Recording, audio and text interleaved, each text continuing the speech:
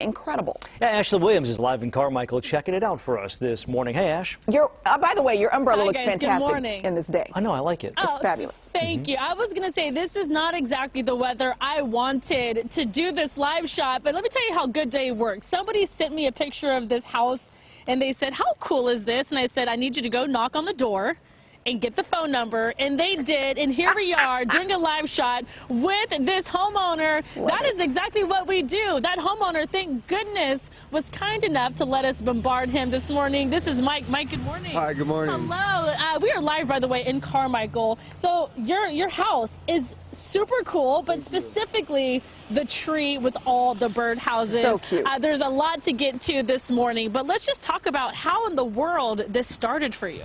So it really just kind of came out of the blue. This tree was really overgrown, messy, so I cut it. And as the logs fell, they fell along the tree, and I just kind of had a vision of a flower garden there, and from there it just kind of took off.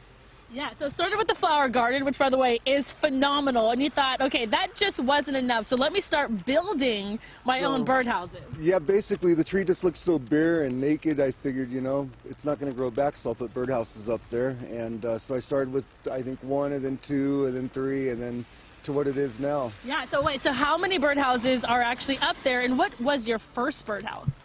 I believe there's like 8 or 9, and my first one were the 2 top ones up here on the very top. Now, I have to ask, when people drive by, they have to stop and view and recognize. What would you say is the most interesting response you've received since putting all these houses up? You know what's really cool is people have stopped by and they ask if I'm an artist, and I'm so not an artist. Yeah. And it's amazing that so many people have asked me that, because I guess it is a form of art, but it's not something I've ever considered myself as. And I have to say, too, we are not the only ones stopping by your house, knocking on doors. Other people actually drive by and come to your house and knock and ask you questions. Yeah, they do. In fact, when I first started it, people would drive by, and as they'd pass, they'd see me outside, and they'd back up, and they'd, you know, just compliment it. And yeah, people will come over to the door and ask about, you know, if the birdhouses are for sale, and they'll just, lots of compliments on it. Yeah, what you said, they are not for sale, but I told you, Mike, I think that could be something that could be fun and interesting for you. Yeah, possibly, but it's more of just a personal hobby. Yeah, this is really cool to get a chance to meet you and, of course, see the house. Now, let's walk this way, because, Mike, that's not all. Obviously, this looks really cool, but you mentioned your garden, and it's just something that you've been passionate about. So we just want to kind of take a look around the rest of your front yard. Tell me about just really the concept and maybe what inspires the decorations in your yard. You know, I don't even know that there's an inspiration other than just having fun doing it. Like I say, it really just all kind of came together. In the very beginning, the first thing I ever did was just this right here, the front, put some flowers in it, and it looked good. And then the dirt here just didn't look good, so it just kind of came together. This over here, the stream, I did that so that when I hose down the sidewalk or whatever, and all the water residue will just drain down. Yeah.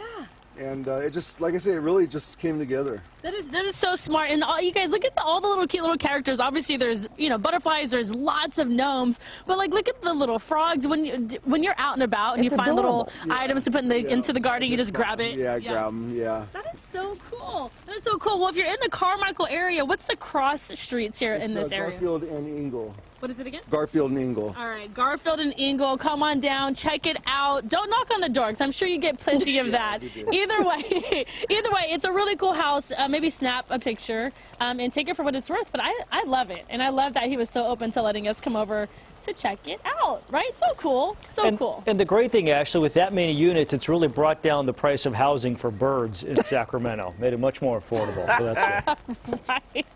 Which, oh, by the way, yes, he said birds never actually go in there. Oh, really? Ever. We don't know why. Any idea why? You know, I think maybe because it's just so bare, there's not a lot of leaves. Yeah. But maybe they will. Maybe they'll come. Maybe one day the birds will come. But it looks cool for now. Okay. Ashley, thank you very much.